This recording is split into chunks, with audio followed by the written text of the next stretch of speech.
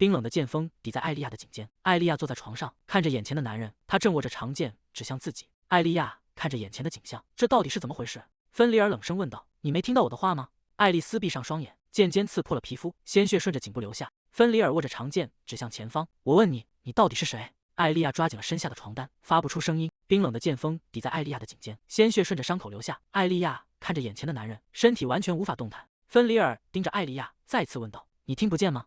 艾莉亚看着眼前的男人，为什么他会拿着剑？这个人到底是谁？我到底做了什么？艾莉亚感到一阵迷茫。我又是谁？艾莉亚睁开双眼，视线逐渐模糊，眼前的男人和长剑都变得虚幻。婴儿的啼哭声在房间内回荡。艾莉亚看着周围，这是什么地方？两名侍女站在摇篮旁，看着襁褓中的2个婴儿，啼哭声依旧没有停止。凄厉的尖叫声撕裂了走廊的寂静。侯爵夫人捂着脸大声哭喊：“不！”两名侍女站在一旁，显得手足无措。伯特兰侯爵推开房门冲了进来，大声问道：“发生了什么事？孩子平安出生了吗？”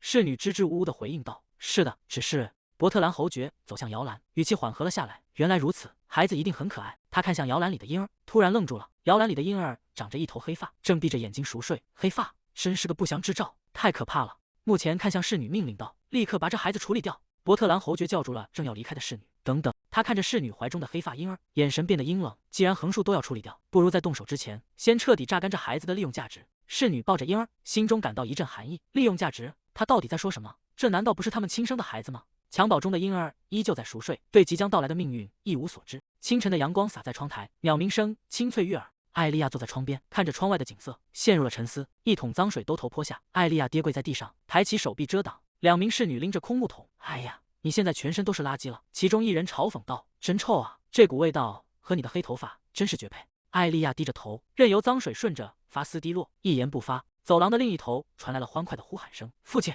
年幼的爱丽丝捧着精致的礼盒，穿过花丛跑了过来。伯特兰侯爵笑着回应道：“是的，我可爱的女儿。”侯爵夫人跟在后面叮嘱道：“爱丽丝，别跑那么快，太危险了。”爱丽丝抱着礼物盒：“我没事的，不用担心。”母亲，爱丽丝牵着伯特兰侯爵和侯爵夫人的手，欢快地向前走去。“谢谢你们送我这么棒的生日礼物。”艾莉亚跪在远处的阴影里，看着那幸福的一家人，脸上沾着污渍，眼神中透着哀伤。她低头看着地面，这种明显的歧视到底是怎么回事？难道仅仅是因为长着黑发吗？清脆的巴掌声响起，艾莉亚被打得侧过头去，发丝凌乱的散开。伯特兰侯爵指着艾莉亚怒吼道：“你这个没用的废物！为什么伊丽丝会受伤？”伯特兰侯爵高举起手，愤怒地咆哮道：“受伤的应该是你，而不是他！”沉重的巴掌再次扇在艾莉亚脸上，她被打得整个人摔向一旁。爱丽丝站在远处，看着被打倒在地的少女，发出了轻蔑的笑声：“你真是个垃圾！”艾莉亚心中感到一阵寒意，太残忍了！这个孩子一直以来都在遭受这种虐待吗？场景再次发生了变化，艾莉亚站在华丽的会客厅中央，看着前方。艾莉亚看着眼前的家人，难以置信地问道：“我要代替爱丽丝小姐去皇宫吗？”爱丽丝放下手中的信封，漫不经心地回应道：“没错，皇室派来了使者，想要带我去当皇后。”爱丽丝端起茶杯，优雅地抿了一口，心怀感激吧，艾莉亚，多亏了我，你才能在皇宫里过上奢华的生活。伯特兰侯爵露出满意的笑容，说道：“这样一来，我们伯特兰家族也就安全了。”艾莉亚脑海中不断回想着这些名字：艾莉亚、伯特兰家族。这些称呼让她感到一种莫名的熟悉感，我好像在哪里听过这些名字。她猛然惊醒，对了，我想起来了，这些名字都出自那本名为《翡翠被命运之手拥抱》的小说。侯爵夫人端起茶杯，既然要当爱丽丝的替身，就让自己变得有用一点。艾莉亚站在原地，没错，我确定，虽然这简直让人无法相信，这里竟然是小说里的世界。她有些迟疑地说道：“但是我的头发和眼睛颜色和爱丽丝小姐完全不一样啊。”伯特兰侯爵拿出一个精致的紫色首饰盒，戴上这个，然后去照照镜子。首饰盒里静静躺着一枚银色的戒指。艾莉亚看着那枚戒指，明白了。她拿起戒指，在伯特兰家成员的注视下，缓缓走向一旁的镜子。艾莉亚将戒指戴在指尖，原本漆黑如墨的长发从发根开始褪色，颜色迅速蔓延，转瞬间变成了耀眼的金色。爱丽丝看着这一幕，露出惊讶的神情。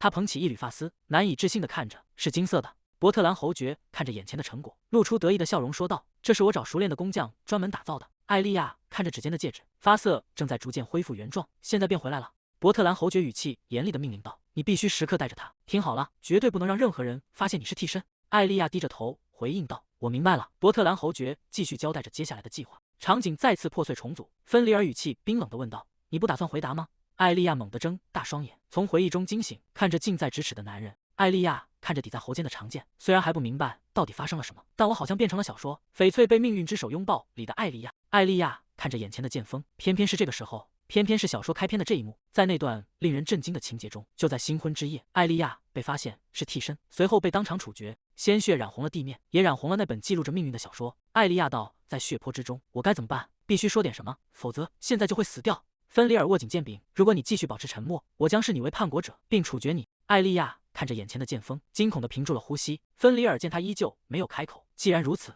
他举起长剑，如你所愿，剑刃带着凌厉的风声劈落。艾莉亚在生死关头大声喊道：“请等一下！”剑锋在距离艾莉亚颈部仅有几毫米的地方停住，冰冷的金属触感让他感到一阵战栗。艾莉亚颤抖着声音说道：“我是艾莉亚·伯特兰。”芬里尔看着眼前的少女，原本耀眼的金色长发正在迅速褪色，如墨般的黑色从发根蔓延开来。他露出惊讶的神情。艾莉亚直视着男人的目光：“我是代替我的双胞胎妹妹来与陛下成婚的。”芬里尔陷入了沉思。那头黑发。芬里尔沉默地注视着他。艾莉亚跌坐在地，剑尖依然指着他。他闭上眼睛，等待着接下来的命运。芬里尔收起剑，说道：“原来如此。”芬里尔伸手抓住了他的头发，将他拉向自己。艾莉亚被迫与他对视，发出了短促的惊呼。芬里尔松开了艾莉亚的长发，发丝从她指缝间滑落。艾莉亚坐在床边，看着他走向门口。芬里尔停下脚步，说道：“明早我会派人过来为你处理伤口。”芬里尔走到门边：“我们明天再谈。”他走出房间，房门在艾莉亚面前关上。艾莉亚独自坐在宽大的床上，看着紧闭的房门。艾莉亚倒在床上，谢天谢地，她伸手触碰颈部的伤口，好痛。艾莉亚看着天花板，至少现在算是脱离危险了吧。她看向窗外漆黑的夜色，如果这是一场梦，希望明天早上醒来时，我已经回到了现实。清晨的阳光洒向宏伟的建筑。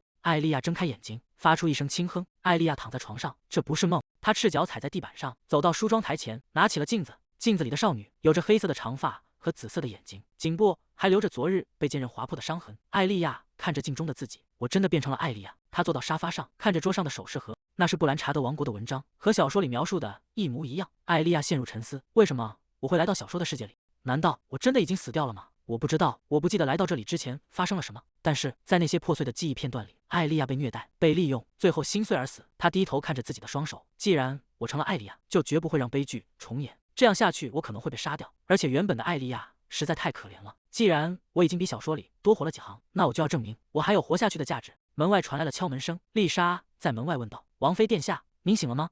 艾莉亚看着镜中变回金色的长发，她的发色变回来了。艾莉亚回应道：“是的。”丽莎推门走进房间，说道：“早上好，我是负责侍奉王妃殿下的女仆丽莎，我会全心全意为您效劳。”艾莉亚看向丽莎说道：“丽莎，我也很期待和你一起共事。”丽莎微微躬身回应道：“恕我冒昧，王妃殿下，您对我无需如此客气。”艾莉亚笑着回应道：“明白了。”她看着镜中的自己，虽然感觉很不习惯，但我必须小心行事，不能引起怀疑。丽莎整理着托盘上的药水和纱布，说道：“那么事不宜迟，我先为您处理伤口，并进行洗漱准备。等您用完早餐，我会护送您前往芬里尔陛下的办公室。”艾莉亚愣住了。艾莉亚低声回应道：“好的。”她看着镜子里的自己，没错，她说过今天会听我解释。艾莉亚抓紧了裙摆，我必须振作起来，为了艾莉亚，也为了我自己，为了活下去。艾莉亚换上了华丽的紫色礼服，她站在镜前，眼神变得坚定。丽莎陪同艾莉亚走在宽阔的走廊上，艾莉亚跟在丽莎身后，沉默地走在走廊上，脑海中浮现出昨晚被剑刃抵住喉咙的画面。我好害怕，一想到又要面对那把剑。但是如果我就此止步，我永远无法获得幸福。艾莉亚攥紧了裙摆，眼神变得坚定。丽莎在一扇高大的门前停下脚步，侧身示意道：“请往这边走。”艾莉亚看着紧闭的大门，深吸了一口气。丽莎敲响了房门，说道：“陛下，我已将王妃殿下带到。”门内传来了低沉的声音：“让她进来。”厚重的大门缓缓开启，艾莉亚走进办公室，看到芬里尔正坐在办公桌后，她看向艾莉亚说道：“你来了，艾莉亚·伯特兰。”艾莉亚停下脚步，静静地注视着他。芬里尔靠在椅背上，目光锐利地盯着艾莉亚说道：“把你所知道的一切。”他拖着侧脸，都告诉我。艾莉亚看着他，心中充满了压迫感。如果真的把一切都如实相告，他还会让我活下去吗？这种事根本无法保证。芬里尔有些不耐烦地问道：“你打算让我等多久？”他盯着艾莉亚，继续说道：“在3秒钟内开口。3、2。”艾莉亚惊慌地回应道：“是，遵命。”艾莉亚低下头，努力平复内心的慌乱。我必须振作起来。现在的我是艾莉亚，谎言或借口恐怕对她都不起作用。虽然我一点也不想回想起艾莉亚的记忆，但是……艾莉亚深吸一口气，我会把我知道的一切都告诉你。芬里尔坐在沙发上，姿态优雅，却带着不容置疑的威压。他静静地等待着艾莉亚开口。艾莉亚坐在沙发上说道：“我出生在伯特兰侯爵家，是双胞胎女儿之一。然而，没有一个人为我的出生感到高兴或庆祝。”年幼的艾莉亚拿着抹布，在昏暗的长廊上擦拭墙壁。她穿着简陋的仆人服，吃力地干着活。艾莉亚被吓得缩在墙边。走廊尽头的门被推开，侯爵夫人走出来嘲笑道：“你快点干！”侯爵夫人看清走廊上的人影后，惊叫道：“你怎么会在这里？”侯爵夫人冲上前，一把将伊利亚推倒在地上。别用你那令人厌恶的黑发示人！伯特兰侯爵挥动长棍，重重地打在年幼的艾莉亚身上。他愤怒地咆哮道：“到底要我告诉你多少次？”艾莉亚蜷缩在冰冷的地板上，承受着雨点般的殴打。她发出一声痛苦的呻吟，只能无助地趴在地上。爱丽丝站在不远处，手里拿着一把锋利的剪刀。她看着地上的艾莉亚说道：“我可怜的姐姐，不如直接把你的头发剪短怎么样？”爱丽丝说道：“说不定剪掉之后就能长出金发了呢。”爱丽丝抓起艾莉亚的长发，挥动剪刀，黑色的发丝成片的散落在空中。爱丽丝嘲弄地说道：“黑发真是太肮脏了。”爱丽丝大笑起来：“哈哈哈，真漂亮，这副样子非常适合你，不是吗？”艾莉亚低着头，凌乱的短发遮住了她的神情，她一言不发地承受着这一切。艾莉亚在木盆前用力搓洗着衣物，她停下动作，捧起冷水泼在脸上，试图让自己清醒一些。她抱着沉重的衣筐走向后院，几名女仆正在晾晒床单。艾莉亚吃力地穿行在白色的布幔之间，两名女仆站在一旁看着她，发出了不怀好意的笑声。艾莉亚脚下一滑，整个人向前扑倒，怀里的衣筐翻滚在地，洗净的衣物散落进泥水里。一名女仆捂着嘴大笑起来：“哎呀，真是太糟糕了，我们不得不重新洗一遍了。”艾莉亚跪在泥地上，耳边充斥着女仆们刺耳的嘲笑声。从很小的时候起，我就一直遭受虐待，我封闭了自己的内心，像人偶一样活着。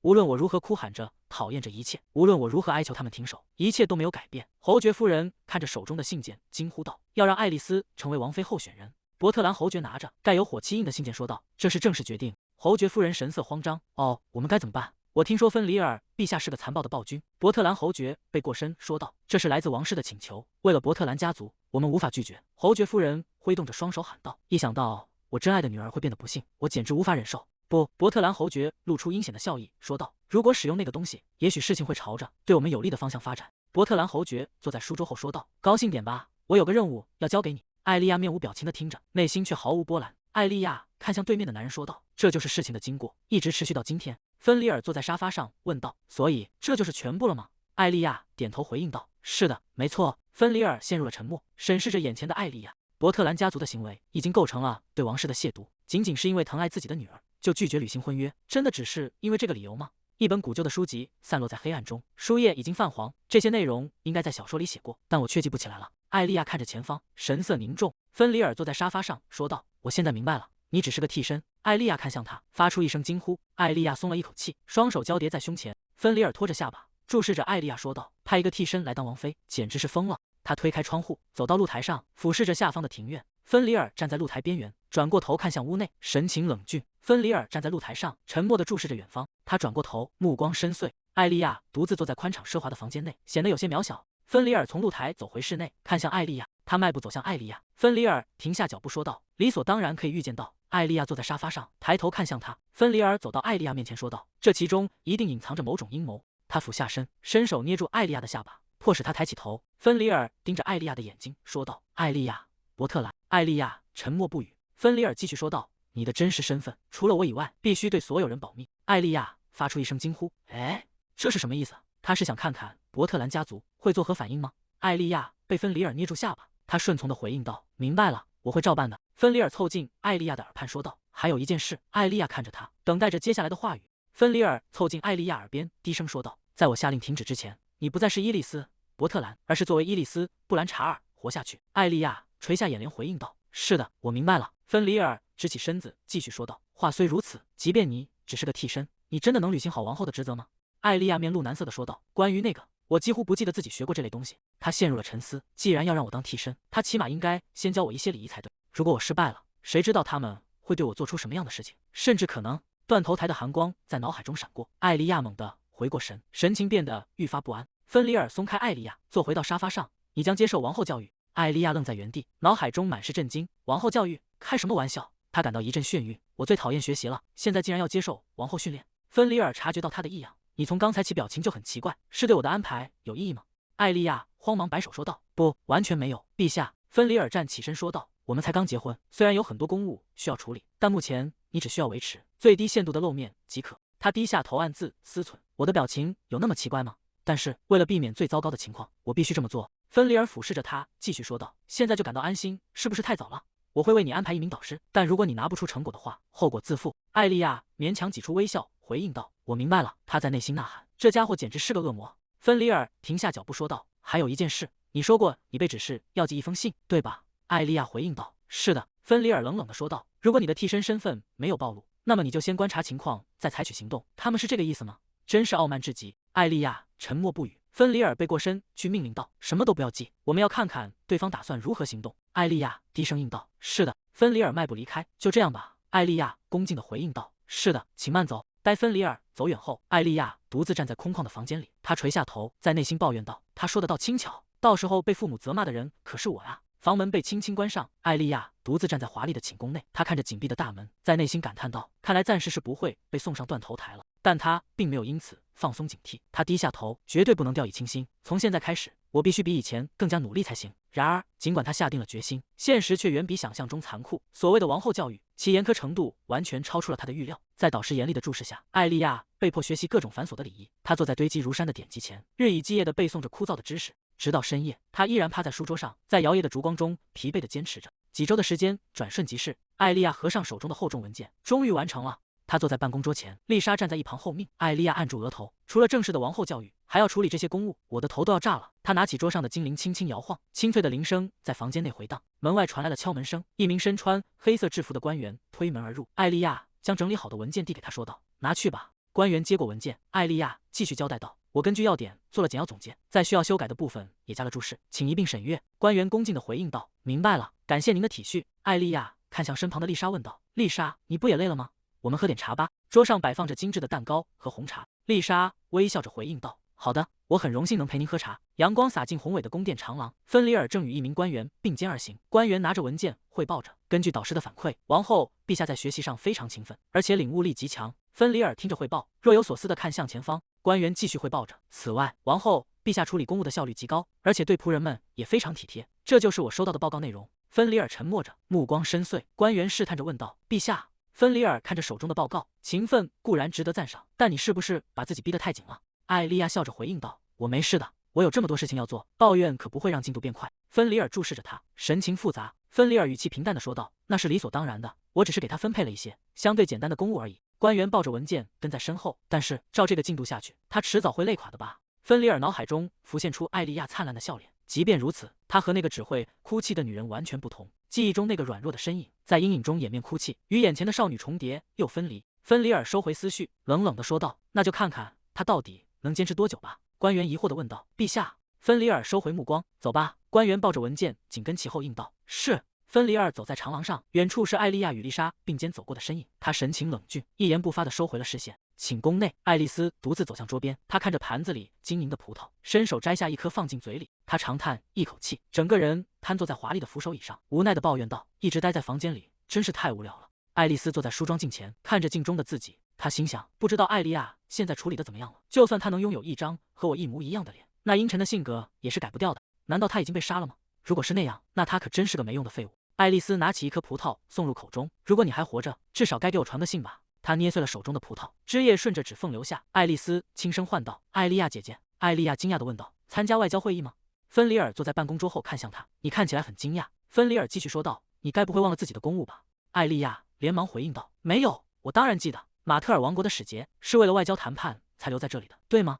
芬里尔侧过脸回应道：“没错。”艾莉亚陷入了沉默。芬里尔看着她说道：“作为你的公务，你只需要参加第一天和最后一天的问候仪式。”艾莉亚回应道：“明白了。”芬里尔看向艾莉亚问道：“这是你第一次参加外交场合吧？”艾莉亚回应道：“是的。”芬里尔走近她说道：“这是一个展示你王室教育成果的机会。”艾莉亚有些局促地回应道：“我会尽全力的。”她在心中呐喊：“不要给我压力啊，那样只会让我更紧张。”芬里尔神色变得严肃：“我最近听到了一些传闻，不愧是备受尊崇的伯特兰家族唯一的女儿。”芬里尔注视着她。艾莉亚勉强微笑着回应道：“能得到您的赞美，我深感荣幸。”艾莉亚在心中暗自嘀咕：她现在居然在说反话，她到底怎么了？芬里尔坐在办公桌后说道：“就这样，你可以离开了。”艾莉亚心里回应道：“好的。”艾莉亚转身离开房间，失礼了。走在走廊上，艾莉亚陷入了沉思。说起来，马特尔王国，我记得在小说里也出现过。马特尔王国虽然是个小国，却是主要的钢铁产地之一，其冶炼技术非常先进，出口由钢铁制成的盔甲和武器。艾莉亚停下脚步，到底是什么来着？我记得那是一个很重要的国家。艾莉亚停下脚步，转过身看向芬里尔说道：“那个，陛下。”芬里尔正低头审阅文件，并没有立刻回应。艾莉亚继续说道：“如果不麻烦的话，关于与大使的会面，我也能参加吗？”芬里尔放下手中的文件：“哦，给我一个理由。”艾莉亚解释道：“马特尔王国是重要的盟友，既然是他们的使节，理应被视为国宾，所以我很想听听他们的想法，并以此加深双方的关系。芬里尔沉默地注视着艾莉亚，艾莉亚避开他的视线，在心中不安地想到：我是不是说了什么多余的话？芬里尔垂下眼帘，回应道：好吧，我会为你也准备一个席位。艾莉亚露出笑容说道：非常感谢。她提起裙摆行礼，那么失礼了。艾莉亚转身离开房间，房门在身后关上。芬里尔独自坐在桌前，双手交叠抵住下巴，陷入了沉思。虽然我们确实与马特尔王国建立了同盟，但双方的关系并没有深厚到那种程度。芬里尔靠在椅背上，手中拿着一封信件。马特尔王国的领土和经济规模都很小，很难将其列为高优先级的国家。但是他拆开信封，陷入了沉思。艾莉亚坐在书房的办公桌前，一名侍从站在桌旁说道：那么我先为您收起来了。王妃殿下。丽莎端着茶盘走近，王妃殿下，我为您准备了一些茶。艾莉亚看向他回应道：谢谢你。丽莎将茶杯轻轻放下，艾莉亚端起茶杯，看着杯中澄澈的茶水。艾莉亚喝了一口茶，又甜又好喝。丽莎微笑着看向他说道：您看起来很累，所以我多加了一点糖。艾莉亚在心中感叹：啊，丽莎真是个天使，和某个人完全不同。她脑海中浮现出芬里尔穿着女仆装端茶的诡异画面。好吧，我根本没有勇气喝那个人泡的茶，就算他真的泡了，我也没胆量喝下去。艾莉亚摇了摇头，我竟然想象了这么不愉快的事情。她看向丽莎说道：丽莎，谢谢你。艾莉亚端着茶杯继续说道：虽然确实很累，但很有趣。丽莎惊讶地问道：哎？艾莉亚坐在桌前翻阅着文件，说道：做这份工作能近距离听到人们的声音，这让我感到很快心，觉得自己是个有用的人。丽莎看着她轻声说道：王妃殿下。艾莉亚继续低头处理公务，也许我该在家把劲。丽莎在一旁劝道：请不要太勉强自己了。艾莉亚停下手中的笔，抬头看向丽莎，她像是突然想到了什么，愣在原地。艾莉亚猛地按住桌上的文件，我想起来了。在小说的后半段，布兰查王国爆发了一场政变，而战争准备的关键正是马特尔王国的冶炼技术。我敢肯定。艾莉亚神色凝重，难道发动政变的正是伯特兰家族吗？她紧紧攥着手中的印章，真懊恼。我想不起更多的细节了。夜幕降临，庄园的大门前出现了一个黑影。艾莉亚坐在桌前，应该还有其他角色才对。她按住额头，不行，完全想不起来了。当初买那本小说只是因为封面很吸引人，说实话，故事情节并不是我喜欢的类型。唯一让我印象深刻的，只有故事开头艾莉亚被杀掉的那一幕。艾莉亚叹了口气，现在担心这些也没用。她坐在桌前，手中拿着文件。至少，如果布兰查王国和马特尔王国能保持良好的关系，总归会有积极的影响。艾莉亚将笔尖进入墨水瓶。我不知道正确的答案是什么，但我能做的就是尽到王妃的职责。深夜，芬里尔独自坐在昏暗的房间里，他敞开着睡袍，靠在椅背上，陷入了沉默。芬里尔独自坐在深夜的房间里，脑海中回想着伊利亚白天说过的话：马特尔王国是重要的盟友，既然是他们的使节，理应被视为国宾，所以我很想听听他们的想法，并以此加深双方的关系。芬里尔眼神冰冷，那种说话方式依然让我很在意。他看着杯中摇晃的酒液，心中暗自思忖，目前还不能排除那个女人参与了伯特兰家族阴谋的可能性。他握紧酒杯，是否该取消让他出席会议的计划？芬里尔嘴角勾起一抹冷笑，不，无论结果如何，我都能应付。他举起酒杯，如果他有任何可疑的举动，到那时候，在华丽的会客室内，芬里尔坐在沙发上翻阅着文件。芬里尔看着手中的资料，说道：原来如此，所以你是希望用马特尔的钢铁精炼技术来换取我国在魔导具生产方面的技术合作，我理解的对吗？使节恭敬地回应道：正是如此，陛下，有了贵国的协助，我们可以实现更高品质的武器钢材精炼。我们也对本国在高水平加工技术方面深感自豪，无论是武器还是防具，如果能与贵国这样技术先进的国家联手，一定会让我们双方都受益匪浅。芬里尔沉默不语，继续审视着手中的文件。艾莉亚坐在一旁，默默地注视着这场谈判。使节继续说道：而且贵国还打算将产出的高品质难加工产品销往其他国家吧？毕竟这是我国的支柱产业。芬里尔停下动作，艾莉亚在一旁露出惊讶的神色。芬里尔看着使节说道：你就像一面镜子，根据站在面前的人而改变自己的样貌。使节微笑着回应道：镜子反映的是真实，如果在陛下的眼中映出的形象显得扭曲，那难道不正是被映照者的真实模样吗？芬里尔沉默地盯着使节，眼神变得锐利。会客室内的气氛瞬间降至冰点。艾莉亚不安地看着两人。芬里尔将手搭在腰间的剑柄上，艾莉亚看向他的动作，神情变得紧张。芬里尔开口说道：钢铁沉重且难以驾驭。然而芬里尔站起身，拔出腰间的长剑，说道：一旦受到打击，它就会改变形状。使节惊恐地瘫坐在沙发上，看着眼前的利刃。艾莉亚猛地站起来，冲到芬里尔身边，双手紧紧抓住他握剑的手臂。芬里尔停下动作，艾莉亚看着他说道：陛下，请允许我。芬里尔侧过头问道：什么事？艾莉亚看着他说道：我听说马特尔的西南部地区正遭受饥荒，处境非常艰难。艾莉亚继续说道：如果能通过这次合作缓解那里的灾情，或许也是一件好事。芬里尔沉默地看着艾莉亚。艾莉亚继续说道：马特尔国王陛下与大使阁下一定都希望能让国家富强并保护子民，这份心意绝无虚假。在您提到不满足于现状，而是追求更进一步的技术革新时，我感受到了您对炼钢技术的满腔热忱。使节惊讶地看着艾莉亚说道：王后陛下。艾莉亚转头看向芬里尔问道：“陛下，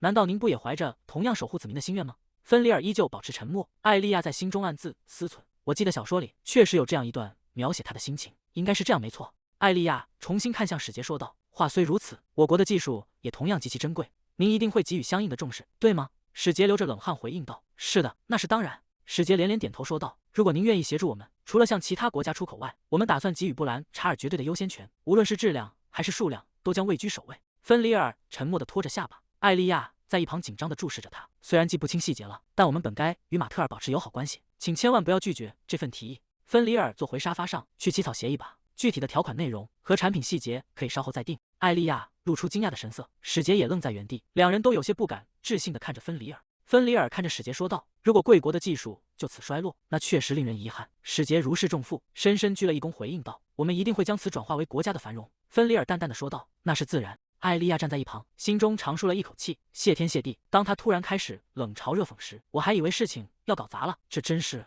我这辈子最紧张的一刻。使节快步走到艾莉亚面前，激动地喊道：“王后陛下，没想到您竟然连我们国家最偏远的角落都如此挂念，真不愧是大国的王后，这份恩情我们一定会铭记于心。”艾莉亚看着连连鞠躬的使节，有些不知所措的摆手说道：“不，请别这样，快请抬起头来。”芬里尔在心中暗自思忖：关于马特尔的饥荒，我当然知情。即便如此，这位大使原本仍打算以完全有利于他本国的方式进行谈判。如果我强行推进，达成一个对他们毫无益处的协议，固然容易，但是这个女人……芬里尔看着艾莉亚的背影，虽然她的手段与我不同，但她在确保布兰查尔获得巨大利益的同时，也达成了同样的结果。芬里尔看着艾莉亚，心中暗自思忖：我不记得上一次事情解决的这么和平是什么时候了。大多数人在我面前，要么战战兢兢，要么只会阿谀奉承。面对这样的人，我一直认为高压手段是最快解决问题的方法。然而，这种方式总会让我想起以前的自己，那种感觉并不愉快。芬里尔看着艾莉亚与使节交谈的身影，或许以这种圆满的方式收场也不错。艾莉亚回到房间，整个人扑倒在柔软的大床上，累死我了。不过，这是一种幸福的疲惫感，或许这就是成就感吧。艾莉亚闭上眼睛，或者仅仅是因为我活下来了而感到庆幸。门口传来动静，艾莉亚坐起身，看向房门问道：“是丽莎吗？”房门被推开，艾莉亚惊讶地看着门口，芬里尔走了进来。“我进来了。”芬里尔径直走过艾莉亚身边，艾莉亚站在原地，看着他走向房间中央的沙发。芬里尔坐了下来，艾莉亚有些局促地问道：“那个，请问有什么事吗？”芬里尔看着他说道：“刚才的会议你做得非常好，多亏了你，我们现在拥有了能够占据优势地位的基础。”艾莉亚愣在原地，他在夸奖我吗？他是真心实意的在称赞我，还是话里有话？艾莉亚有些局促地回应道：“啊，非常感谢，如果能帮上忙，那是我的荣幸。”芬里尔靠在沙发背上，仔细想来，你从一开始就非常重视马特尔，即便你正在接受王后教育，也很难相信你会仅仅基于表面知识，就如此坚定地投入其中。艾莉亚心中一惊，糟了，我之所以觉得马特尔重要，是因为我记得小说里的情节，难道是因为我表现得太急于求成，反而引起了他的怀疑吗？艾莉亚连忙解释道：“不是那样的。我最近正好在研究布兰查尔的外交政策，特别是关于马特尔的部分，我还特意请示从官，帮我收集了一些关于马特尔的信息。”艾莉亚低下头，明明答应过不干涉您的决定，最后却还是忍不住开口了：“非常抱歉。”艾莉亚在心中祈祷着，请不要再追问下去了。芬里尔看着他说道，抬起头来。艾莉亚停顿了一下，慢慢抬起头看向他。芬里尔靠在椅背上说道：“作为王后，你确实还有很多需要学习的地方，但你拥有我所不具备的视角，今后也请继续保持这种觉悟去处理事务。”艾莉亚愣住了，她看着芬里尔，发现他的神情变得柔和，嘴角带着一丝若有若无的笑意。艾莉亚有些不知所措地回应道：“是，我明白了。”芬里尔走向门口说道：“那么明天见。”艾莉亚依然沉浸在刚才的震惊中。那个男人刚才是在微笑吗？在昏暗的房间内，爱丽丝焦躁地来回踱步，裙摆随着她急促的脚步不停晃动，地板上散落着翻倒的礼盒与杂物。爱丽丝停下脚步，喊道：“为什么到现在连一条消息都没有收到？”她的父母站在一旁，神情凝重地看着她。爱丽丝继续说道：“皇宫那边也完全没有任何动静。”侯爵夫人开口劝慰道：“才过去几个星期而已，再耐心等一等吧。”爱丽丝突然挥手扫向一旁的编辑，花瓶被重重地摔在地上，碎片与池水四处飞溅，娇艳的玫瑰散落在湿漉漉的地板上。侯爵夫人惊呼出声，伯特兰侯爵则痛苦地扶着额头，发出一声长长的叹息。爱丽丝看着父母说道：“如果那个女人以爱丽丝的名字被杀，我也无法在这个家里待下去了。你们怎么能表现得如此若无其事？”伯特兰侯爵看着他回应道：“既然没有坏消息传来，说明那个东西处理得还算不错。”侯爵夫人点头附和道：“没错，只要他还没被砍头，就没有任何问题。”伯特兰侯爵转身走向门口，叮嘱道：“千万不要做任何愚蠢的事情。”爱丽丝站在原地，看着父母离开房间，并关上了门。难道你们看着自己的女儿被迫关在房间里，就一点感觉都没有吗？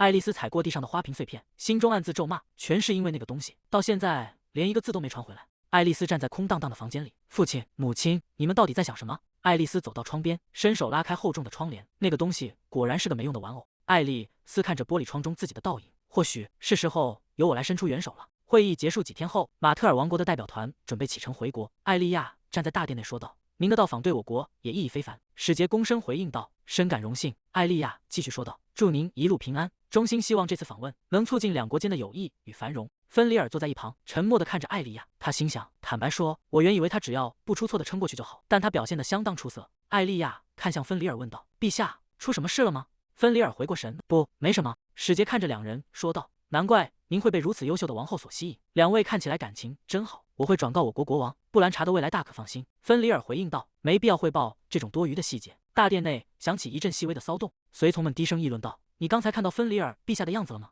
我还是第一次见到他，露出那种尴尬的神情。”艾莉亚微笑着看向前方，内心却在思索，他肯定只是在评判我，看我作为王后是否称职。寝室内，丽莎为艾莉亚梳理着长发，说道：“宫里的人都在转，陛下最近看您的眼神变得温柔了。”艾莉亚愣住：“是吗？”她想起芬里尔曾对自己说过的话：“我会为你安排导师，但如果你拿不出成果。”艾莉亚心想：我不记得他曾那样看过我，在别人眼里，那真的算是温柔的眼神吗？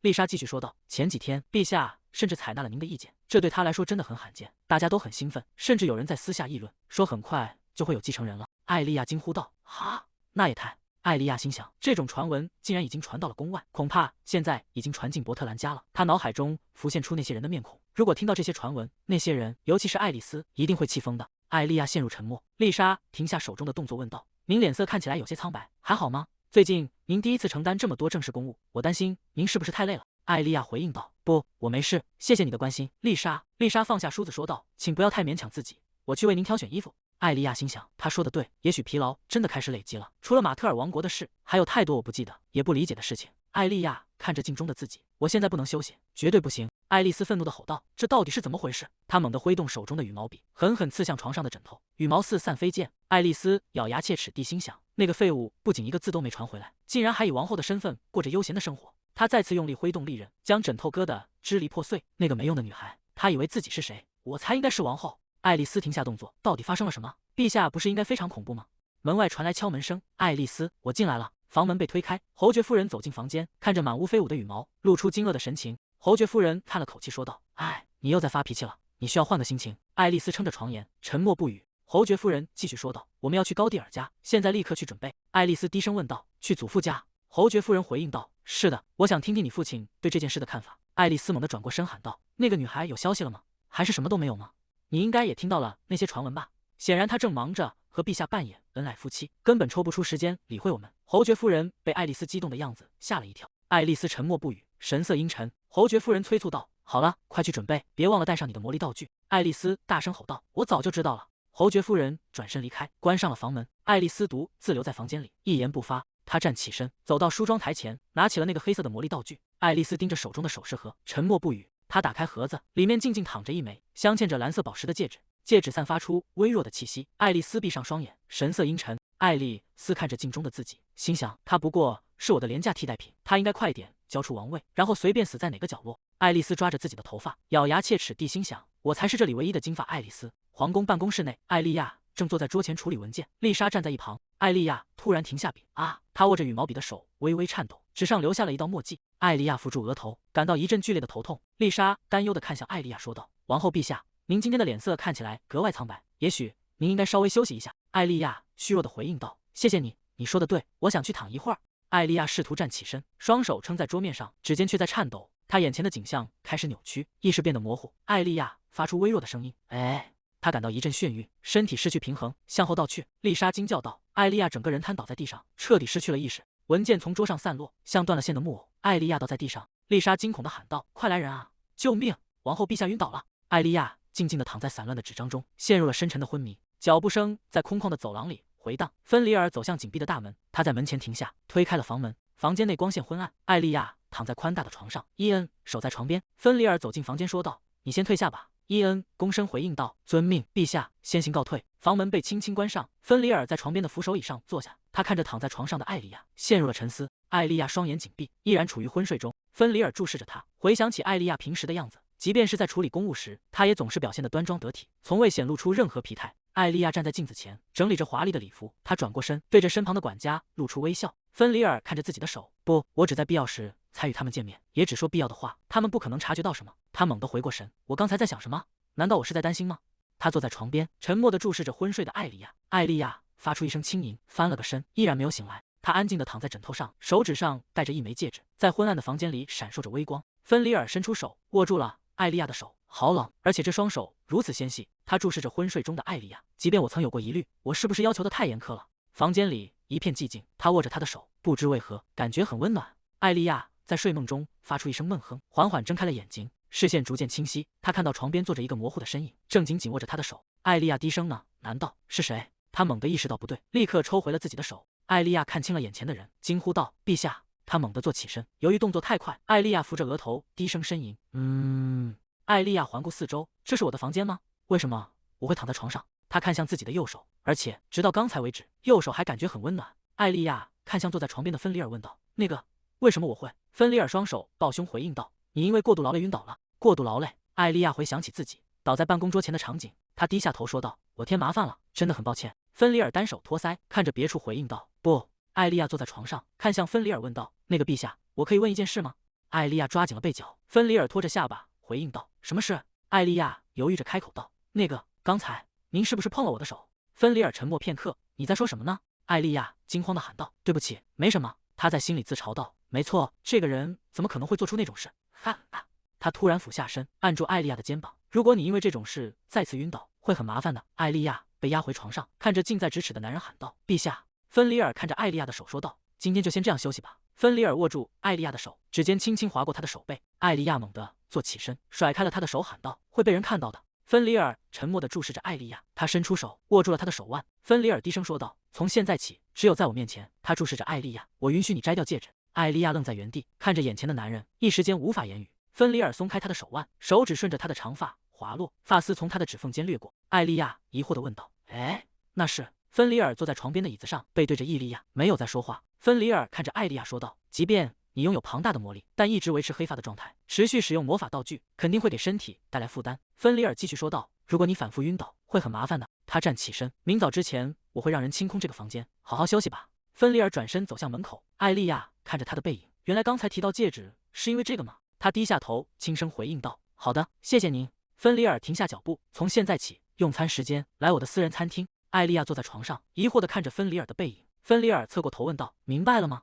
艾莉亚猛地回过神：“啊，是的，我明白了。”他在心中暗自揣测，那是什么意思？那里不是陛下平时用餐的地方吗？芬里尔微微垂眸说道：“快点恢复健康吧。”艾莉亚愣在原地，满脸不可置信地看着他离开的方向。房门被关上的声音在静谧的卧室里回荡。艾莉亚独自坐在宽大的床上，呆呆地望着紧闭的房门。她猛地拉起被子，整个人倒在柔软的枕头里，将脸深深地埋进被褥中。艾莉亚脑海中一片混乱，这到底是怎么回事？她伸出手，指尖轻轻触碰着自己的脸颊。刚才他竟然叫了我的名字，虽然我不太明白，但如果传闻是真的，他是个冷酷无情的人。他再次坐起身，那他根本没必要特意过来看我，对吧？艾莉亚抬起手，指尖轻轻掠过自己的黑色长发。通常情况下，这种发色应该是被厌恶的。她坐在床边陷入沉思，但她似乎对黑发没有任何反感。为什么会这样呢？桌面上静静地躺着那枚镶嵌着蓝色宝石的戒指。在邻国埃尔伯王国的戈蒂埃家族府邸内，爱丽丝正与侯爵夫人坐在沙发上。门被推开，阿贝尔走了进来。爱丽丝跑向阿贝尔喊道：“祖父！”阿贝尔看向侯爵夫人，回应道：“哦，维多利亚。”爱丽丝愣在原地，发出疑惑的声音：“哎。”侯爵夫人挽住阿贝尔的手臂，说道：“玉安，父亲。”阿贝尔拥抱住侯爵夫人，说道：“我的女儿，我一直很想见你。”侯爵夫人回应道：“我也是。”阿贝尔看着他继续说道：“你的房间还保持着你离开时的样子，无论你嫁到哪里，你永远是戈蒂埃家族的一员，随时都可以回来。”侯爵夫人点头说道：“当然，对我来说，这里也是最让我感到安心的地方。”爱丽丝心中充满疑惑，连母亲也这样，为什么？爱丽丝走上前喊道：“祖父！”阿贝尔转过头看向爱丽丝：“你是？”爱丽丝：“因为发色的关系，我刚才没认出你来，你怎么会在这里？”侯爵夫人看向爱丽丝说道：“爱丽丝，够了，把戒指摘掉吧。”爱丽丝回应道：“好的，母亲。”爱丽丝伸手摘下指尖的戒指，随着戒指脱落，原本棕色的长发瞬间变回了耀眼的金色。爱丽丝显露出了原本的样貌。阿贝尔看着眼前的变化，惊叹道：“哦。”侯爵夫人接着说道：“在戈蒂埃家里的时候，你可以把它摘下来。”爱丽丝点头应道：“好的。”阿贝尔伸手托起爱丽丝的一缕金发，说道：“真是太灿烂了。”侯爵夫人看向阿贝尔，说道：“我想听听父亲对这件事的看法。阿贝尔回应道：“我明白了，那我们换个地方谈吧。”侯爵夫人转头对爱丽丝说道：“爱丽丝，你留在这里。”阿贝尔与侯爵夫人一同转身离开，留下爱丽丝独自站在走廊里。爱丽丝看着他们远去的背影，感到有些无奈。无论是祖父还是母亲，竟然为了发色这种小事大惊小怪。爱丽丝走到镜子前，看着镜中恢复金发的自己。我的头发本来就是金色的呀。她伸出手，轻轻抚摸着垂在胸前的长发。没错，这头金发才是真正的我。爱丽丝突然惊叫出声：“啊！”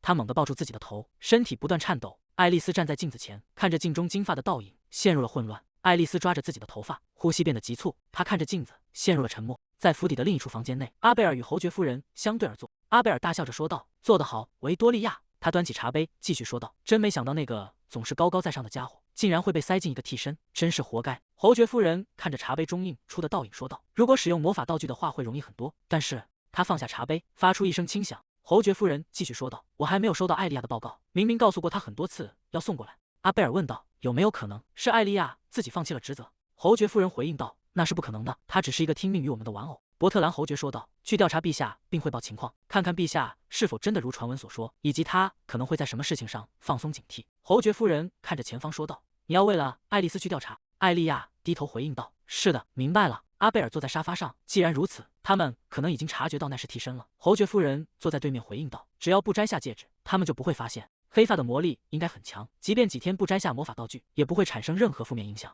那个女孩爱丽丝的魔力很弱，要让她整天戴着戒指，维持伪装是很困难的。”侯爵夫人看向阿贝尔，问道：“伯特兰家族那边还没有收到任何警告或处罚的消息吧？”阿贝尔端着茶杯回应道：“是的，完全没有任何联系。”阿贝尔放下茶杯说道：“那么他们一定是在暗中观察你的行动。”侯爵夫人显得有些惊讶，确实这样想才比较自然。阿贝尔继续说道：“光是他们优先与马特尔王国进行贸易这件事，就已经足够让人恼火了。我们明明一直盯着那里，那个家伙竟然用这种厚颜无耻的态度戏弄我的女儿。”阿贝尔咬紧牙关，神情变得愤怒。侯爵夫人看着阿贝尔，父亲。阿贝尔放下茶杯，布朗夏尔王国的国王和王后已经抵达埃尔伯的消息也传到了这里。阿贝尔站起身走到窗边，虽然不知道传闻是否属实，但目前最好不要轻举妄动。侯爵夫人回应道：“明白了，父亲。”阿贝尔转过身叮嘱道：“听着，密切监视他们的动向，如果艾莉亚联系你，立刻向我汇报。”阿贝尔露出阴冷的笑容，无论艾莉亚和爱丽丝是否交换了位置，现在的局势对我们来说都是一个机会。侯爵夫人看着阿贝尔的神情，感到有些疑惑。阿贝尔看向侯爵夫人说道：“虽然很遗憾，但你还是先回布朗夏尔吧，这段时间也不要再来这里了，也要让爱丽丝保持听话。如果她不听从命令，就把她关起来也没关系。”侯爵夫人低下头回应道：“是的，父亲。”爱丽丝抓起一件礼服猛地撕开，这是什么？她一边撕扯着衣物，一边喊道：“我才刚回来，就被要求立刻回房间去。”母亲，这太过分了！爱丽丝在房间里愤怒地走动，父亲甚至都没来看一眼她的女儿。为什么我要感到如此受限？这一切都是因为那个人。爱丽丝停下动作，陷入了沉默。爱丽丝嘴角微微上扬，露出了一个阴冷的笑容。我想到了一个绝妙的主意。她走向窗边，伸手拉开厚重的窗帘。爱丽丝推开窗户，看向外面的景色，她露出一个意味深长的微笑。敬请期待吧，我的姐姐。与此同时，在皇宫内，餐桌上摆放着丰盛的食物、新鲜的水果和冒着热气的红茶，散发着香气。艾莉亚坐在餐桌前，正用刀叉切着盘中的食物。现在的局面，艾莉亚停下手中的餐具，悄悄看向对面。芬里尔正静静地坐在长桌另一头，他穿着深色的华丽礼服，正优雅地喝着汤。艾莉亚看着他，这到底是怎么回事？他完全没有预料到，竟然会和他坐在一起共进晚餐。在宽敞的餐厅里，芬里尔与艾莉亚相对而坐，侍者在一旁静候着。从现在起，用餐时间都来我的私人餐厅。艾莉亚拿着餐叉，我从没想过我们竟然真的会坐在一起吃饭。她悄悄抬起眼帘，观察着对面的男人。芬里尔端起茶杯，脸上没有任何波澜。艾莉亚收回视线，她完全面无表情，根本看不出在想什么。这到底是什么情况？我紧张的连饭都咽不下去了。芬里尔看着艾莉亚面前几乎没动过的餐盘，说道：“看来你还没完全康复。”艾莉亚愣了一下，啊！芬里尔继续说道：“你吃的很少。”艾莉亚有些慌乱的回应道：“不，我的身体完全没问题。”芬里尔盯着她问道：“那是饭菜不合胃口吗？”艾莉亚连忙否认：“不，完全不是那样。”她看着芬里尔，总觉得他在逼问我什么。“陛下，您怎么了？”芬里尔转头对身后的丽莎吩咐道：“去准备点别的。”丽莎微微躬身回应道：“遵命，陛下。”艾莉亚看着这一幕，感到十分意外。艾莉亚急忙摆手说道：“那个，现在的饭菜已经非常好吃了，没必要再准备新的。”芬里尔沉默地盯着艾莉亚，两人在餐桌前对视着。芬里尔开口说道：“下次我会让他们准备更合你口味的东西。”他双手交叠放在桌上，把你的喜好告诉女仆们。艾莉亚看着芬里尔：“好的，非常感谢您。”艾莉亚看着芬里尔，难道说他是在担心我吗？还有前几天我不舒服的时候，他也来看过我，这真的让我不知所措。艾莉亚回到房间，扶着额头叹了口气。从今天早上开始就一直紧绷着神经，现在疲惫感一下子全涌上来了。门外传来了敲门声，艾莉亚吓了一跳，回应道：“是，请进。”门被推开了，芬里尔站在门口问道：“可以打扰一下吗？”艾莉亚惊讶地看着他：“陛下。”艾莉亚连忙回应道：“是，当然可以。”艾莉亚看着桌上精致的点心：“陛下，这是什么？”芬里尔坐在对面回应道：“如你所见，是甜点。”艾莉亚愣了愣：“我知道了，非常感谢您。”他拿起一块点心：“那我就开动了。”艾莉亚咬了一口，露出满足的神色：“真好吃。”忙了一整天，糖分正一点点渗进身体里。芬里尔静静地注视着他。艾莉亚看向芬里尔问道：“陛下不吃一点吗？”芬里尔端起茶杯，抿了一口，说道：“我不喜欢甜食，这些是专门为你准备的，不必顾虑，尽管吃吧。”他放下茶杯，看着艾莉亚的手指，继续说道：“把戒指也摘了吧，那样会更舒服些。”艾莉亚顺从地回应道：“好的。”他摘下戒指，放在桌上，看着眼前的芬里尔。从早餐时我就在想，现在的他和以前的他差距是不是太大了？艾莉亚一边吃着点心，一边在心里纠结，或许我该直接问问他。他停下动作，看向芬里尔，开口道：“那个。”艾莉亚看向芬里尔，说道：“我非常感谢您的体贴，但为什么突然对我这么好？”芬里尔沉默了一会儿：“如果你在我不知道的地方晕倒，会很麻烦。”他移开视线，继续说道：“而且，如果我让侍从们都退下，你就能变回黑发了吧？”艾莉亚愣了愣，回应道：“话是这么说没错。”他低下头，看着自己垂下的发丝，问道：“陛下难道不觉得黑发很令人厌恶吗？”芬里尔猛地睁大眼睛，整个人僵在原地。艾莉亚察觉到气氛不对，糟糕，说错话了。艾莉亚看着芬里尔阴沉的脸色：“我让他生气了吗？”他猛地低下头，万分抱歉，是我失言了。芬里尔抬起手遮住额头：“不，我的愤怒并不是针对你。”他透过指缝看向艾莉亚：“我所鄙视的是那种厌恶黑发的传统本身。”艾莉亚愣住了：“您说什么？”芬里尔沉默了片刻：“我的母亲也有一头黑发。”艾莉亚惊讶地看着芬里尔，一时间失去了言语。芬里尔陷入了回忆：“我的母亲曾是一名侧妃，而当时的王后无法生育，作为唯一的子嗣，我顺理成章的成为了第一顺位继承人，并被当作王位继承人抚养长大。表面上，作为未来国王的生母，母亲得到了一定程度的尊重，但在她背后，那些贬低她黑发的议论从未停止过。那些人当面笑脸相迎，背地里却露出獠牙，吐出恶毒的咒骂。我从小到大，身边充斥着的都是这样的人。”艾莉亚看着芬里尔：“原来是这样，这就是陛下不信任任何人，总是表现得冷酷无情，以此与他人保持距离的原因吗？”芬里尔垂下眼帘：“既然先王会纳我母亲为妾，说明他并没有那种对黑发的强烈厌恶，但显然他也同样没有任何感情。”艾莉亚轻声问道：“您是说对您的母亲吗？”芬里尔沉默了片刻，回应道：“恐怕是对任何人都是如此。”在昏暗的房间里，年幼的芬里尔独自坐在高凳上，怀里紧紧抱着玩偶，周围是一片冷清与孤寂。艾莉亚看着眼前的芬里尔，手不自觉地抓紧了衣角。芬里尔移开视线说道：“我似乎说的太多了，这些愚蠢的话题到此为止。”他看向艾莉亚：“无论如何，没有人有理由或必要为自己的发色感到悲哀，当然，这也包括你。”艾莉亚低下头：“没错，我也是这样，因为这种无法控制的事情，一直被他人评判和议论。”他看着眼前的芬里尔：“难道他也经历过同样的痛苦吗？”芬里尔站起身说道：“我先回去了。”艾莉亚看着他离开的背影，神情有些恍惚。芬里尔停下脚步：“睡觉前最好把你眉间的褶皱揉平。”艾莉亚愣在原地，下意识地抬手摸向自己的额头。房门轻轻关上，发出咔嗒一声。艾莉亚看着紧闭的房门，久久没有动弹。侍从站在办公桌前，恭敬地说道：“陛下，我想今年访问瓦尼尔的时间快到了，该如何安排日程？”芬里尔放下手中的文件：“已经到那个时候了吗？就定在3周后吧。”侍从点头应道：“明白了。”他迟疑了一下，继续问道：“那么王后陛下也要随行吗？”芬里尔陷入了沉默，脑海中浮现出艾莉亚熟睡的身影。他垂下眼帘，冷淡地回应道：“不，我一个人去。”艾莉亚看着餐桌上的丰盛食物，问道：“去瓦尼尔王国的旅行？”芬里尔端起茶杯说道：“我3周后出发。”艾莉亚放下手中的茶杯，问道：“我不需要陪你一起去吗？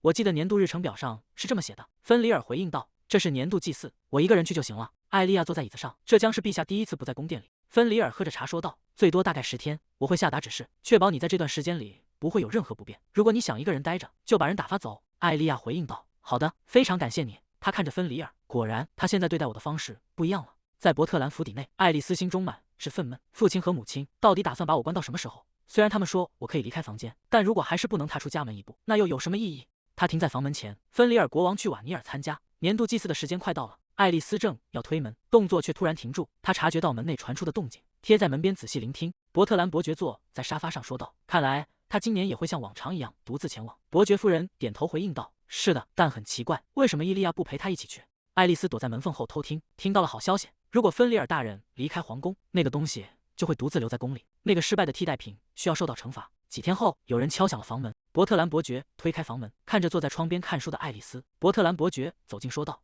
你今天看起来心情不错，听说你有事找我？爱丽丝合上手中的书，回应道：“父亲，日安。”他指着桌上的书堆，继续说道：“我已经读完这些书了。”伯特兰伯爵看着桌上的书，说道：“哦，我明白了，我会再给你带些书来。有什么你想读的吗？”爱丽丝坐在椅子上，回应道：“我不介意听从您的建议，父亲。”他伸手按在书本上。嘿，父亲，除了看书，我还想做点别的事情来消磨时间。伯特兰伯爵问道：“你想要什么？礼服还是珠宝？”爱丽丝笑着回应道：“我确实想看礼服和珠宝。除此之外，我还想要一些给小孩子玩的魔法道具。”伯特兰伯爵面露难色：“魔法道具？那个？”爱丽丝微笑着说道：“就是一些像玩具一样的工具。我小时候有很多那样闪亮又漂亮的工具，我经常玩它们，所以我想重温那些回忆，可以吗，父亲？”伯特兰伯爵思索着回应道：“好吧，如果只是给小孩子玩的工具，应该没问题。我会叫魔道具商人过来。”爱丽丝开心地说道：“谢谢您，我最爱您了，父亲。”伯特兰伯爵转身离开房间。爱丽丝看着他的背影，脸上露出一丝阴险的笑意：“我真的很爱你，父亲。”在皇宫的茶室里，桌上摆放着精致的草莓蛋糕和红茶。艾莉亚看着蛋糕，心想：“哎，他今天竟然带了蛋糕过来。”他转头看向身边的芬里尔，问道：“陛下，您难道是在投喂我吗？”芬里尔端着茶杯反问：“我投喂你有什么问题吗？”艾莉亚看着他，心中暗自腹诽：这个人难道选项里只有杀掉或者养起来这2项吗？芬里尔喝了一口茶，说道：“你总爱说些奇怪的话。说真的，看着作为艾莉亚的你，我永远不会觉得无聊。”艾莉亚端着茶杯，心想：他难道把我当成宠物了吗？芬里尔喝着茶，陷入了沉思。那时候的他简直就像个玩偶，但现在他脑海中浮现出艾莉亚曾经的样子。一个人真的可能改变这么多吗？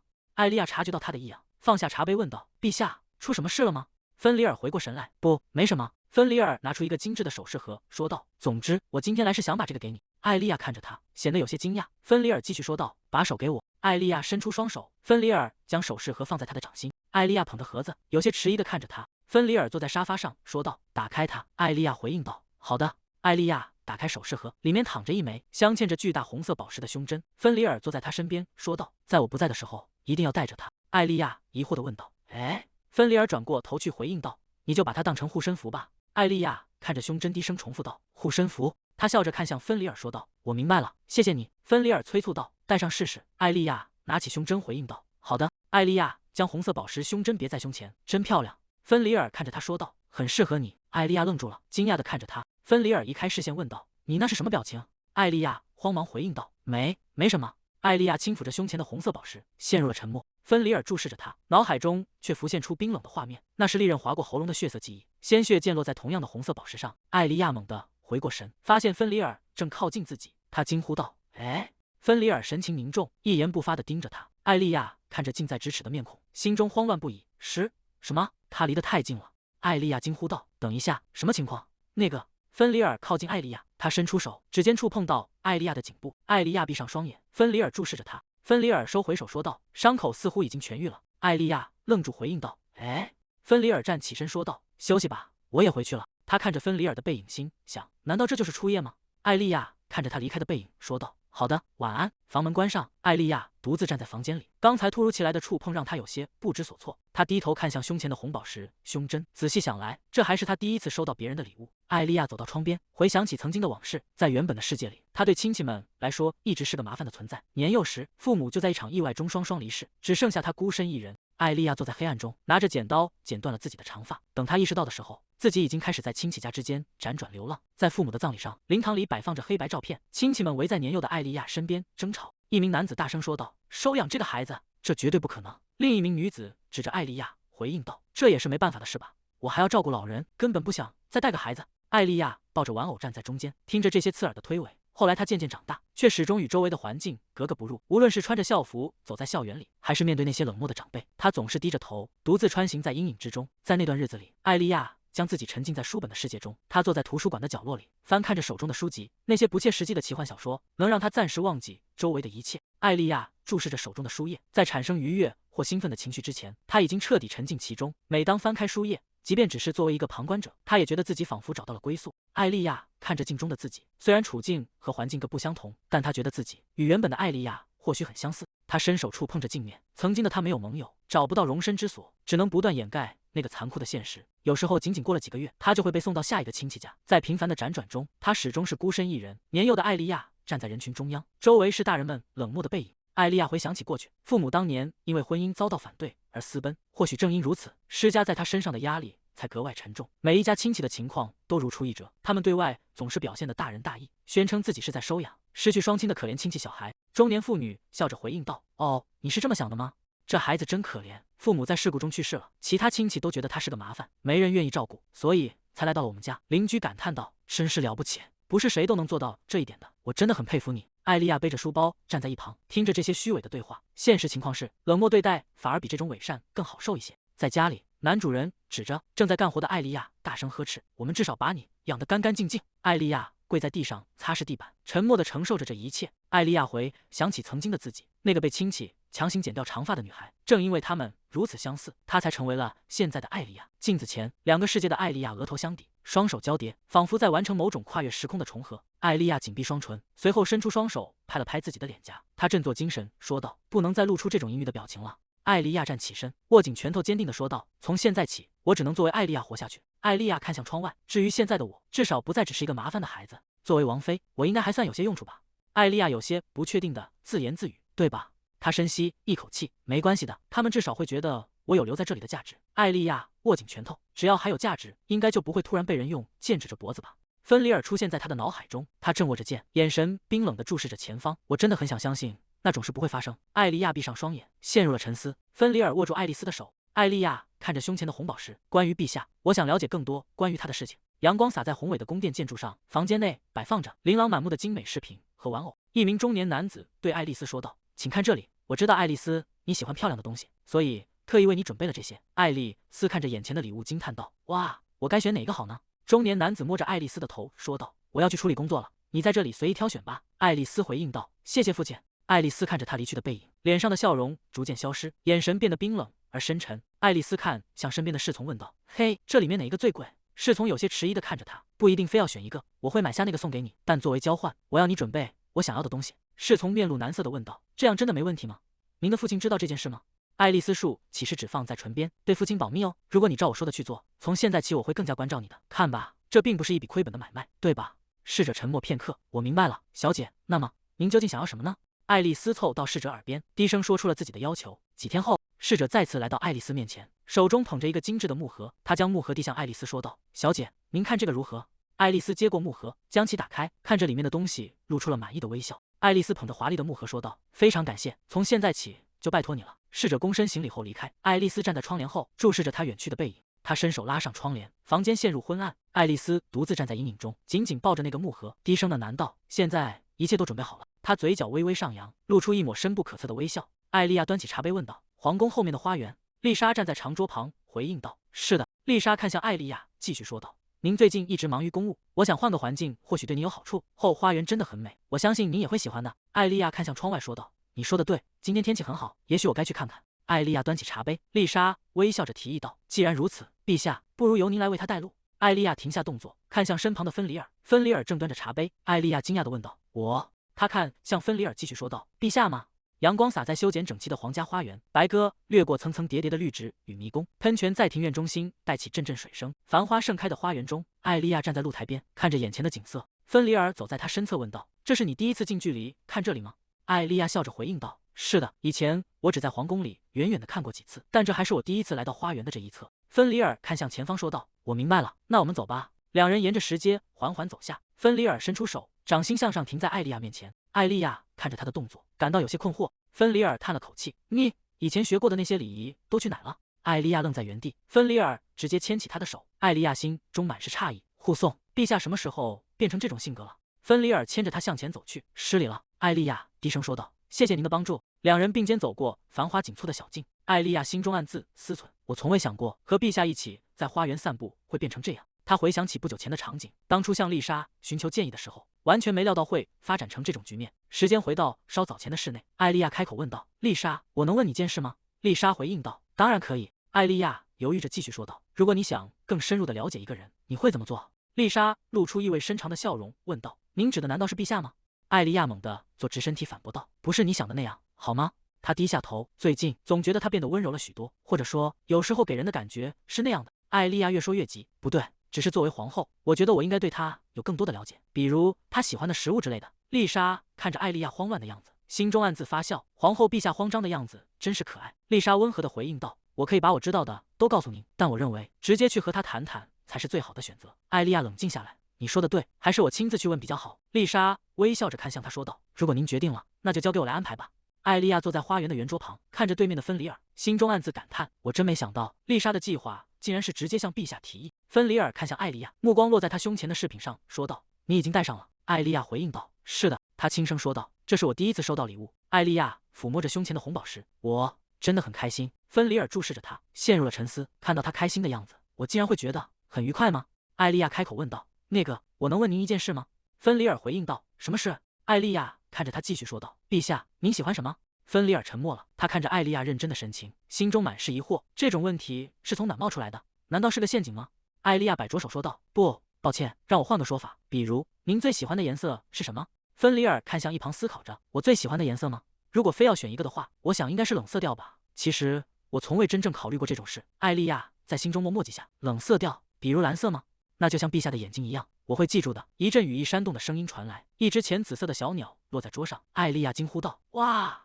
小鸟停在桌布上，歪着头看向他。艾莉亚伸出手，指尖轻轻触碰小鸟柔软的羽毛。“你一点也不怕人呢，对吧？真可爱。”艾莉亚捧起落在桌上的小鸟，小鸟亲昵地啄着她的指尖。芬里尔坐在对面，静静地注视着这一幕。艾莉亚察觉到他的视线，怎么了？芬里尔移开目光，没什么，我只是在想，你竟然会对一只鸟露出那样的表情。艾莉亚有些困惑，对着一只鸟，她看向眼前的芬里尔，说起陛下，以前因为总是太紧张了，所以完全没有注意到。艾莉亚注视着芬里尔的眼睛，那双如宝石般通透的眼眸中正倒映着他的身影。艾莉亚心中暗自感叹，真的很美。芬里尔静静地回望着他，两人在夕阳余晖笼罩的凉亭下对坐。桌上的小鸟扇动翅膀，飞向了远处的林间，一根羽毛缓缓飘落。芬里尔看着羽毛落下的轨迹，神情平静。艾莉亚有些出神。芬里尔站起身说道：“我们该回去了，太阳快要下山了。”艾莉亚也跟着站了起来。“好的，我想也是。”艾莉亚心中泛起一丝不舍，但我还想和他多聊一会儿。芬里尔转过身准备离开，艾莉亚急忙喊道：“陛下！”艾莉亚问道：“如果您以后有时间，我们还能像这样在花园里聊天吗？”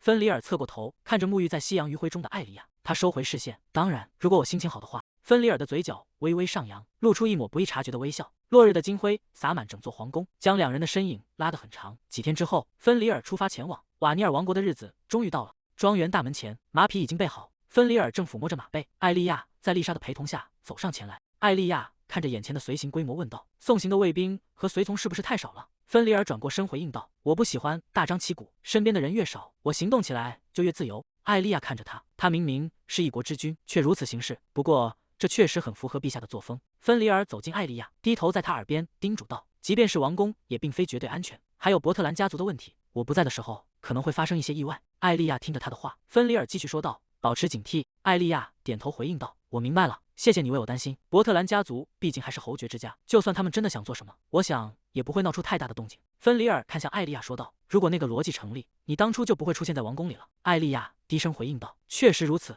芬里尔收回目光，转身走向马匹。艾莉亚站在原地看着他的背影。芬里尔停下脚步：“你可以稍微放松一点，但不要做得太过火。”艾莉亚看着他离开的方向，他完全看穿了我的心思。芬里尔翻身上马，如果发生任何事情，派人送信给我。艾莉亚回应道：“遵命，陛下。”芬里尔坐在马背上，俯视着他。“那我出发了。”艾莉亚在庄园门口挥手送别。阳光从高处的窗户洒在红地毯上，丽莎跟随在艾莉亚身后。艾莉亚看着前方感叹道：“陛下不在，王宫感觉冷清了许多，这里大得惊人。虽然感觉有些寂寞，但除此之外……”艾莉亚露出微笑，心中暗自欢喜，终于又有了属于自己的时间，不用再时刻保持紧绷的状态。这种感觉真是太放松了。该怎么利用这些空闲时间呢？丽莎走在身侧，开口说道：“对了，王妃殿下，您觉得前几天的花园怎么样？”艾莉亚停下脚步回应道：“我很喜欢，在那里过得很开心，而且还和陛下聊了很多事情。”艾莉亚陷入了沉思。“对了，我想回礼给陛下，感谢他送给我的胸针。”艾莉亚抚摸着胸前的饰品，不知道该送什么作为回礼才好。她转过身看向丽莎问道：“丽莎，我想感谢陛下送的胸针，你觉得我应该送他什么？”丽莎思索着回应道：“让我想想，我想只要是殿下送的东西，陛下都会很高兴的。”艾莉亚有些苦恼地想到，什么都行反而是最难的答案。我觉得比起华丽的装饰品，她更喜欢简单的东西。丽莎微笑着点头。艾莉亚回应道：“谢谢你，我会往这个方向考虑的。”艾莉亚独自思考着，送一件她每天都能用到的东西，应该不错。她说过她喜欢冷色调，也许我可以绣一条手帕。丽莎看着艾莉亚，看到您和陛下相处的这么融洽，我也感到很开心。艾莉亚停下脚步，回想起刚见面的场景，说道：“不过起初他真的很可怕，那时候的他言语冰冷，让我觉得他是个非常恐怖的人。”丽莎看着艾莉亚说道：“但是现在从你们交谈的方式中，我能感受到陛下特有的温柔。艾莉亚露出微笑，这种改变是从什么时候开始的呢？艾莉亚回想起那个夜晚，是在她因为过度劳累而晕倒之后，芬里尔握住她的手，将一枚戒指戴在她的指尖。艾莉亚惊讶地看着他说道：“陛下。”芬里尔看着他叮嘱道：“只有在我的面前，你才可以摘下这枚戒指。”艾莉亚不解地问道：“哎，为什么？”芬里尔解释道：“即使是黑发，一直维持着魔法道具的运作，也会对身体造成负担。如果你总是晕倒，会让我很困扰。”艾莉亚看着他，虽然不知道这些话是否出自真心，但我确定他在用自己的方式关心我。艾莉亚走出宫殿大门，来到露台上，她扶着石质栏杆看向远方。艾莉亚回想起最初的自己，那时候我满腔热血地想着，一定要证明自己是有价值的，绝对不能被杀掉。艾莉亚站在露台上，心中暗自想到：当然，我确实在各方面都竭尽了全力，但是，一只白鸟飞落在石质栏杆上，发出清脆的鸣叫声。艾莉亚伸出手，白鸟轻巧地跳上她的指尖。艾莉亚回想起过去，那时候的她总是小心翼翼，在芬里尔的注视下感到局促不安，而他总是带着审视的目光看着她在社交场合中周旋。艾莉亚心中感叹道：“陛下一直以来都在用他自己的方式认可着我的努力。”她闭上眼睛，回想起那个瞬间，那时候他第一次叫了我的名字，在那一刻，他感受到了某种从未有过的触动。现在回想起来，从最开始的时候，他就已经把我当做一个独立的个体来看待了。而现在，我能感觉到他是在把我当做艾莉亚来对待。他看着白鸟，闭上眼睛。我不记得小说里是否描写过陛下的过去，但我可以肯定，他一直以来都是作为他自己在活着。而我现在也是艾莉亚，我能真切地感受到，我正与陛下共同度过这段时光。白鸟振翅飞走，艾莉亚看着它飞向远方，轻声说道：“它走了。”他望着空旷的天空，几片羽毛缓缓飘落。艾莉亚心中感叹，原本以为一个人待着会很轻松，但是在陛下回来之前，我要为他准备好礼物。艾莉亚提着裙摆跑过长廊，在山间的小溪旁，芬里尔的车队正停下休整，马匹在水边饮水，随从们正忙着检查行装。芬里尔走向自己的坐骑，伸手抓住马鞍，准备上马。就在他用力的一瞬间，皮革断裂的声音突兀的响起，马镫的皮带竟然齐根断开。芬里尔失去支撑，身体晃动了一下，他看着手中断裂的皮带，露出惊讶的神色。一名随从急忙跑过来喊道：“陛下，您受伤了吗？”芬里尔站稳身体回应道：“我没事。”随从接过断裂的马镫，仔细检查着切口，说道：“真是太奇怪了，出发前明明已经彻底检查过所有装备了，这种质量的皮带不应该在半路上就这样断掉。”芬里尔看着那节断裂的皮革，这种事情以前从未发生过。他盯着那处整齐中带着磨损的断口，心中升起一丝疑虑。夜色笼罩着远处的宫殿，一名年轻军官停下脚步，望向灯火通明的建筑，说道：“我们就送到这里了。”再靠近的话会引起怀疑。爱丽丝披着黑色斗篷站在一旁，军官转过头问道：“你究竟打算怎么潜入进去？”爱丽丝露出一丝笑意回应道：“他只是我的替身而已。”军官愣在原地，看着爱丽丝的身影在黑雾中逐渐消散。爱丽丝出现在宫殿的长廊中，她靠在墙边喘息着说道：“没人告诉我这会这么累。”她低头看着手中的红宝石，用这东西根本移动不了多少距离，他们到底想让我用多少次？算了。爱丽丝扯下斗篷，随手将其扔在花丛中，说道：“既然已经到了这里，我不再需要这件垃圾了。”她站在蓝色玫瑰花丛前，神情冷峻地看向前方。爱丽丝踩着高跟鞋走在空旷的走廊上，脚步声在寂静的深夜里回荡。前方出现了一名正在打扫的侍女。爱丽丝停下脚步，说道：“那边的。”侍女猛地一惊，立刻低下头，恭敬地回应道：“是，请问有什么吩咐？”“王妃殿下。”“殿下。”爱丽丝看着眼前的侍女，“王妃殿下，听起来真是不错。我刚才去花园散了散心，但还不习惯王宫晚上的样子，带我回房间吧。”侍女躬身行礼说道：“遵命，请往这边走。”爱丽丝跟在侍女身后，看吧，根本没有人发现异常。侍女在前方引路说道：“请直走，然后向右转，我不被允许再靠近了，就把您留在这里，可以吗？”爱丽丝微微侧过头回应道：“谢谢你，这样就可以了。”“当然容易，因为我才是这里真正的女主人。”爱丽丝独自站在窗前，这简直容易得让人失望。深夜的房间内，艾莉亚正坐在沙发上阅读信件，门外突然传来了敲门声。艾莉亚放下信件，看向门口，疑惑地心想：这么晚了会是谁？也许是丽莎。她站起身走向门口，伸手握住门把手，缓缓推开了房门。门缝中露出一只冰冷的眼睛。艾莉亚惊恐地瞪大双眼，下意识地后退。爱丽丝猛地推开门，闯入房间，反手将门关上。她站在门前，看着受惊的艾莉亚，脸上露出了冰冷的笑容。爱丽丝闯入房间，艾莉亚惊恐地后退，脚下一滑，跌坐在地。爱丽丝俯视着艾莉亚说道：“真高兴看到你过得这么好，姐姐，或者我该称呼你为王后陛下。”艾莉亚沉默不语。爱丽丝弯下腰逼近她说道：“还是这么不爱说话啊，不是吗？没有信件，没有任何消息，就这么心安理得地享受着生活。你很享受这个冒牌货的人生吧？”她突然伸手揪住艾莉亚的头发，喊道：“你到底打算留着这个发色到什么时候？”爱丽丝用力扯下对方手上的戒指，戒指被粗暴地扯下，掉落在地毯上，发出沉闷的声响。艾莉亚被推倒在地。爱丽丝俯下身，死死按住艾莉亚的肩膀，说道：“我才是唯一的金发爱丽丝，快点把它还给我！你没有资格获得幸福。”爱丽丝凑近艾莉亚的脸，咬牙切齿地吼道：“像你这种黑头发的东西，最适合在痛苦中挣扎。”艾莉亚听着对方恶毒的咒骂，凄惨。她想起曾经那个卑微的自己，蜷缩在阴暗的角落，满身伤痕的忍受着一切，那种痛苦已经足够了。艾莉亚睁开双眼，即使是黑发，我也有权利获得幸福。她挣扎着推开对方的手，喊道：“放开我，爱丽丝！”爱丽丝愣住了，难以置信地看着眼前的女人。艾莉亚趴在地上，伸手抓向掉落在远处的戒指，指尖处碰到了那枚冰冷的金属，她死死攥住戒指，眼神变得凌厉。爱丽丝愤怒地质问道：“你刚才是在直呼我的名字吗？